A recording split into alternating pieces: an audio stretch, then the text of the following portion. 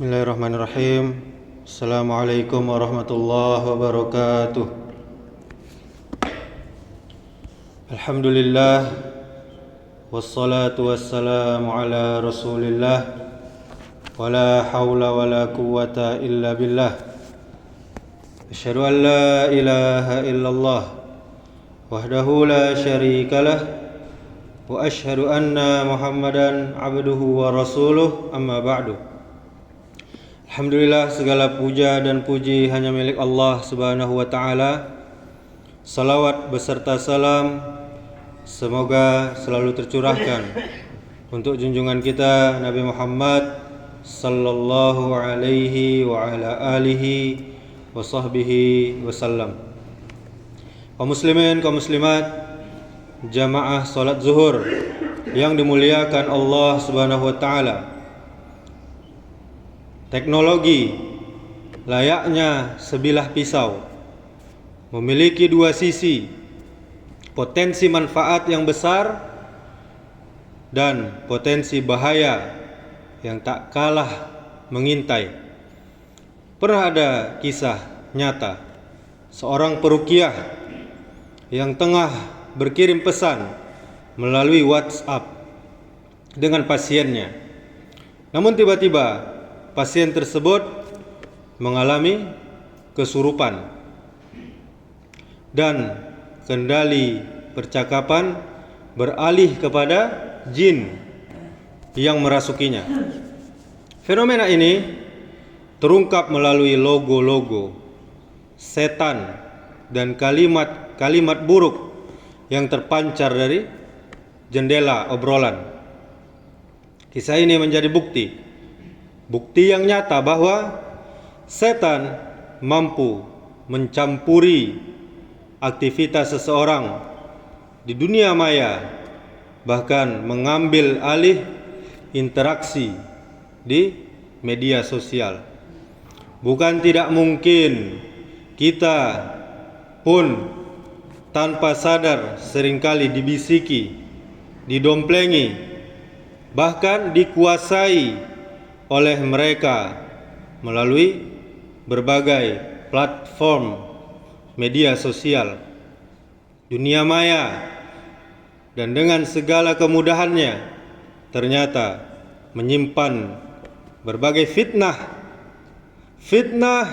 yang patut kita waspadai, kita hati-hati kepadanya. Apa itu yang pertama? Media sosial, dunia maya bisa melalaikan ibadah. Terlalu lama menghabiskan waktu di media sosial untuk apa? Untuk browsing, berbalas pesan, atau sekedar scrolling tanpa tujuan yang jelas. Bahkan judi online dan game yang dapat melalaikan kewajiban salat, menghabiskan waktu yang sangat-sangat berharga yang seharusnya bisa kita gunakan untuk ibadah, amal-amal soleh, membaca atau mentadabburi Al-Quran. Kemudian yang kedua, membuang-buang waktu percuma, terlibat dalam perdebatan kusir di Facebook, di WA, di grup-grup, dan di media sosial lainnya. Meskipun terkadang merasa berada di pihak yang benar, seringkali hanya menghabiskan tenaga saja, menghabiskan energi saja, dan menghabiskan waktu sia-sia. Tabzir, mubazir dengan waktu. Kemudian yang ketiga, kesombongan yang terselubung atau riya, munculnya keinginan untuk menjatuhkan lawan debat. Hanya apa? Hanya demi membuktikan bahwa dirinya unggul dan menunjukkan kepandaian dan manifestasi kesombongan yang terselubung, yang tersembunyi. Kemudian yang keempat, yaitu memamerkan dunia maya dengan ibadah-ibadah yang dia lakukan. Dan hal ini dia tunjukkan di dunia maya bahwa dia seorang yang soleh, seorang yang rajin bersedekah dengan kekayaannya, hingga dia memamerkan status sosialnya. Demi apa? Demi pujian, demi sanjungan yang berada di media sosial. Kemudian yang kelima, fitnah dan kebencian. Membuat akun palsu dengan tujuan untuk apa? Berdebat secara tidak sehat, menjatuhkan kehormatan orang lain, bahkan menyebarkan berita-berita yang bohong. Untuk apa?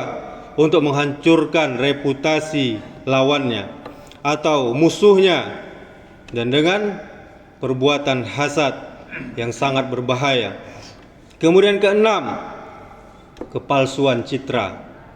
Segala bentuk pencitraan diri yang sangat-sangat berlebihan dipoles oleh berbagai media, seringkali digunakan untuk menutupi kebusukan atau kekurangan yang sebenarnya, atau bisa kita sebut dengan kadzab, berbohong, berdusta.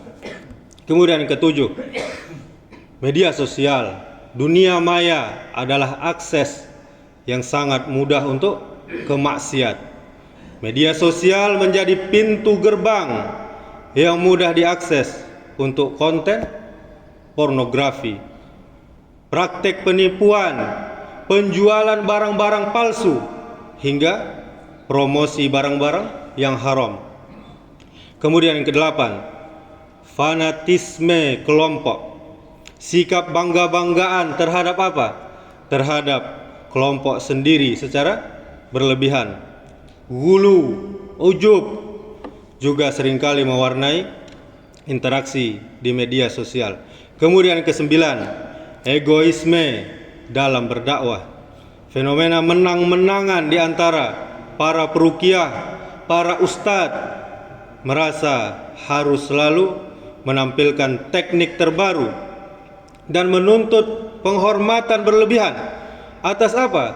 Atas mungkin keahliannya berdakwah, keahliannya meruqyah, dan ini seringkali diiringi dengan keengganan untuk belajar, untuk menuntut ilmu yang benar dan memperbaiki kekurangan diri, seperti kekurangannya di dalam membaca Al-Quran, kekurangannya dalam bahasa Arab atau ilmu tauhid. Lantas bagaimana solusinya kaum muslimin, kaum muslimat? Yang pertama, yakni bertaubat yang sungguh-sungguh, taubatan nasuha.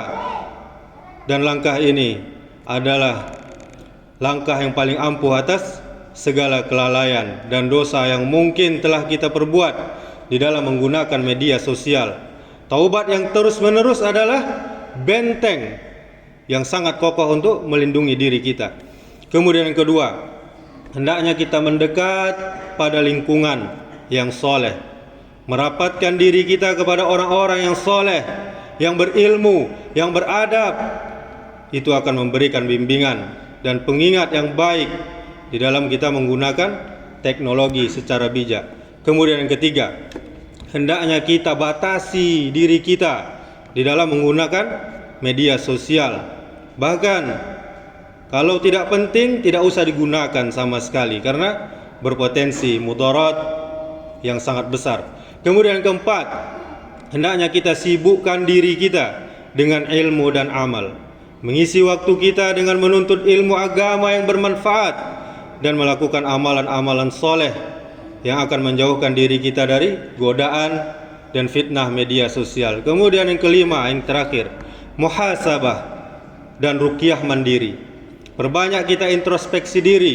Hari ini sudah berbuat apa? Hari ini sudah berapa dosa? Dan seterusnya. Kita identifikasi kesalahan, kekurangan, serta kita rutin melakukan ruqyah mandiri. Seperti apa? Seperti membaca zikir pagi dan sore, yang diantara zikirnya adalah a'udzubika limatillahit tammati min syarri ma khalaqa, atau bismillahilladzi la yadurru ma'asmihi syai'un fil ardi wala fis sama'i wa huwas sami'ul alim. Kemudian membaca zikir sesudah solat, membaca zikir sebelum tidur, seperti ayat kursi, Al-Ikhlas, Al-Falaq, dan An-Nas. Dan dengan ini sebagai upaya membersihkan diri dari pengaruh negatif termasuk bisikan dan domplengan jin melalui media sosial. Demikianlah, semoga bermanfaat. Subhanakallahumma wa bihamdika asyhadu an la ilaha illa anta astaghfiruka wa atubu ilaik. Wassalamualaikum warahmatullahi wabarakatuh.